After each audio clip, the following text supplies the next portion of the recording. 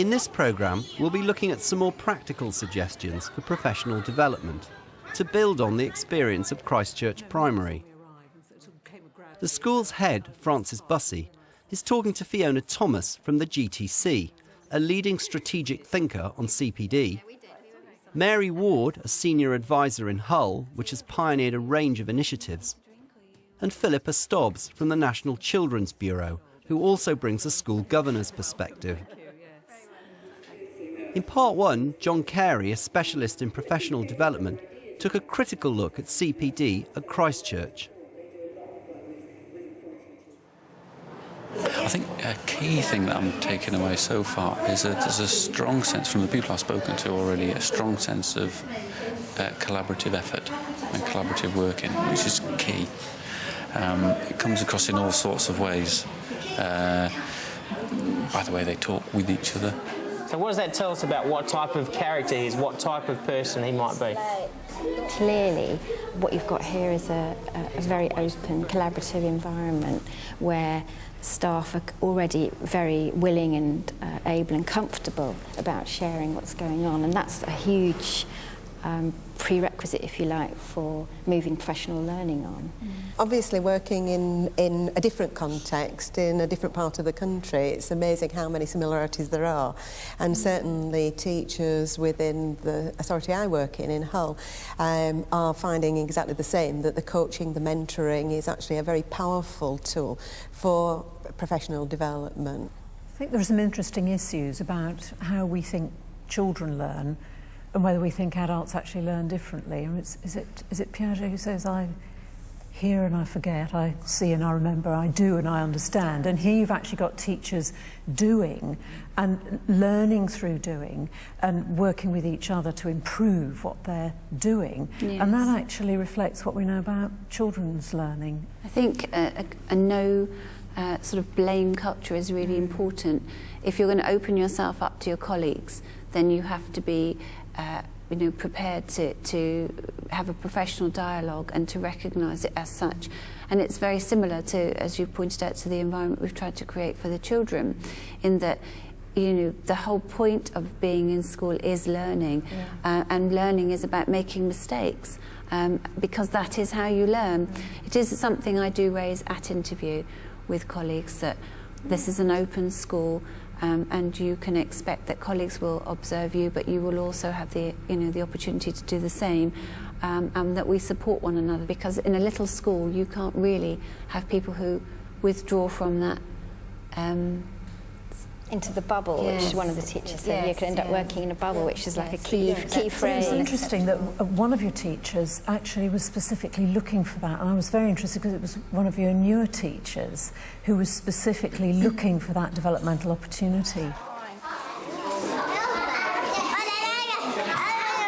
So what shapes do you think, if we got to sell them in our shop, what kind of shapes do you think we could make them into?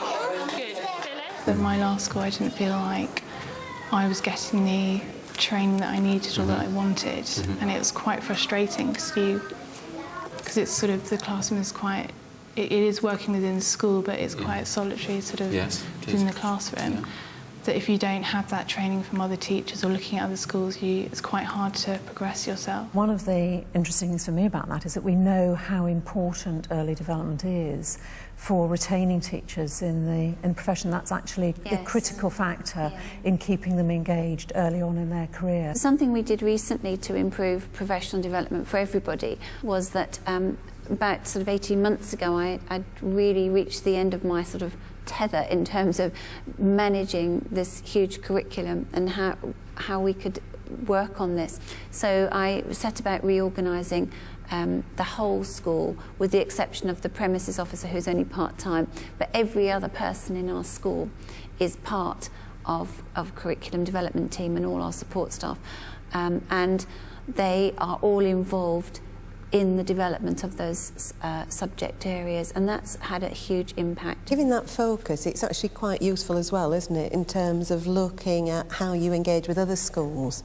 And certainly if you are limited in the amount of time and money that you have in order to create that CPD opportunity, that close collaboration with other schools locally is actually quite valuable as well, because you're expanding your expertise field, aren't you? Do you become much involved with network learning? Or We did. We had a go at it. I have to say I wasn't very impressed with the way that the LEA used it. Right. We kind of got told to get ourselves into learning networks, and Right. I work better when it comes naturally, and not, I can't just force things. So I started work with one colleague in a school close by, and we worked on I suppose improving the quality of marking, really. It worked to some extent.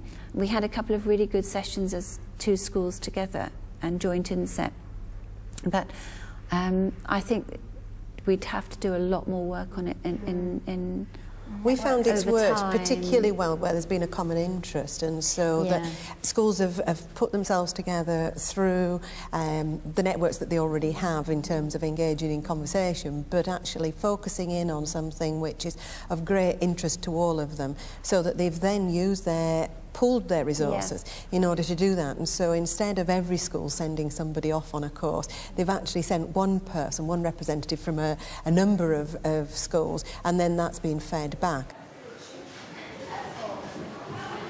We're very small, so we've got one class for each, which in some ways is good. Yeah. In other ways it's not. For pairing teachers up for working with each other, it's great if you've got more than one year group. Yeah. Actually, if you've only got one year group, it's harder to have people working together. From a small school point of view, it's been really important for me right from day one to prove to staff who join here that just because they've come to a small school, their career is not limited.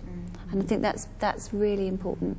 It's so easy for people to think, oh, well, obviously there's going to be no deputy headship post going because that's filled. No. And people only seeing career progression in those terms. And you really made that clear commitment by saying, well, it's so important, I'm going to provide the infrastructure and release my deputy from teaching. Thus, not only providing the practical support, but actually there's a message, isn't there, that teaching isn't simply about being in front of a class. It's a wider professional commitment to the whole profession and not only this school. And here's a way of helping teachers take charge of their professionalism in CPD, and I can practically support that. I think that's a really key and quite brave decision, because many heads still wrestle with that one and don't see that as key to supporting the professional learning. So now we're going to talk about what you think makes a really good teacher. So let's just say one thing from each person to start with. Yeah? Teacher with discipline. Discipline. They're going to teach you some discipline. Right. Teacher that comforts you when you're down. Yeah. A teacher where you actually learn from them. Very important. A teacher with patience. Mm-hmm. A teacher that's fun. Yeah. It's good to have fun when you're learning, isn't it? Yep. Yeah. One of the things that I've been doing is having exit interviews with year sixes, as I figure that by the time they come to leave, they've kind of got nothing to lose in terms of being completely honest. Absolutely. And I've been absolutely stunned with the things that they've fed back to me, and the perceptions that they have. I mean, they're very, very shrewd young people. But it's about all teachers having the courage, isn't it, to actually engage in that kind of dialogue and not waiting till they're going, but actually capitalise on those things as soon as possible. Building it in as a regular feature. That's right. Yeah. And certainly if you're a subject leader and you want to find out about your subject, certainly I would advocate the conversation with children from across the school to actually talk about what's helping and what's not helping. We often find it's the playground conversation, isn't it, that as you're walking around and talking to children, you pick up these things, but maybe we need to think about structuring that a little bit more.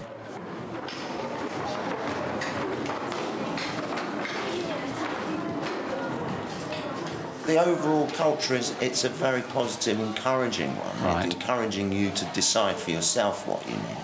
but also offering you a range of options that you could choose from if perhaps you couldn't decide what direction you should choose. I think this is really important, this giving ownership and enabling choice, and being clear about enabling individual choice for teachers, but at the same time marrying that with the demands and balances of the school improvement plan. And that's something that we at the GTC found 2 or 3 years ago when we were working with a project with 9 local authorities and teachers.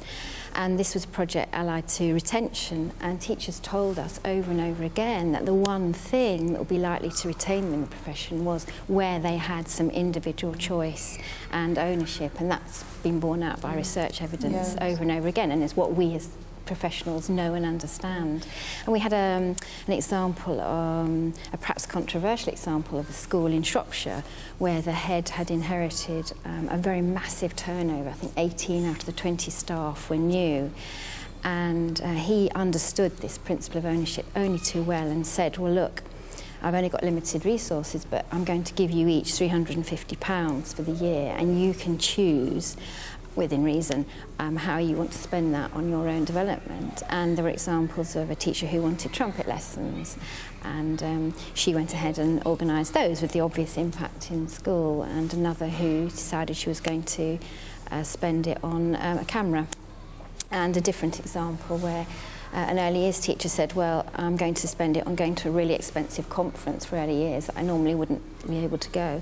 And the impact of that has been to completely refresh and regenerate that staff. Small, insignificant funding, but a huge message. You know, well, what do you as a professional value? What matters to you? You know, you might question the value of a teacher undertaking trumpet lessons for the overall school improvement, and from the point of view of someone who's in the role of a governor, you're looking for the overall improvement of the school, and something contributes to that.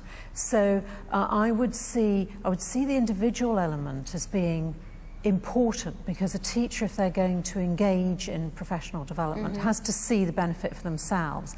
But I would have thought it has to be much more negotiated between the school and the individual, so that you find that area where something an individual wants to pursue can also have a clear spin-off for the school. Yeah, I mean, I think to be clear, in that specific instance, it wasn't, you know, only about individual need. That was kind of a small percentage of this head's, you know, overall view of CPD. But I think what he'd identified was key, that there must be some choice. And it was about being professionally responsible, and clearly it wouldn't be up for a party out for the night. It was very much, well, you're a professional and you have some choice. But some of those professional developments aren't actually costly, are they? They can actually be done within the daily business of the school. And so I think of an example of a young teacher who was really needing to build confidence in terms of being able to address the whole school community. And actually the CPD that was identified was that they would take assembly, and that didn't cost anything. In fact, it was just an opportunity that was created. But if that had not been discussed as a personal need, it would never have actually arisen. And so I think it's the dialogue about the diagnosis of what's required that's really crucial, and then the creative way in which you look for those opportunities. And sometimes they are at a price, and other times it's actually quite economic. The expert's conclusion is that good professional development can take many forms. Don't just think inset days and courses. The advice is, be imaginative.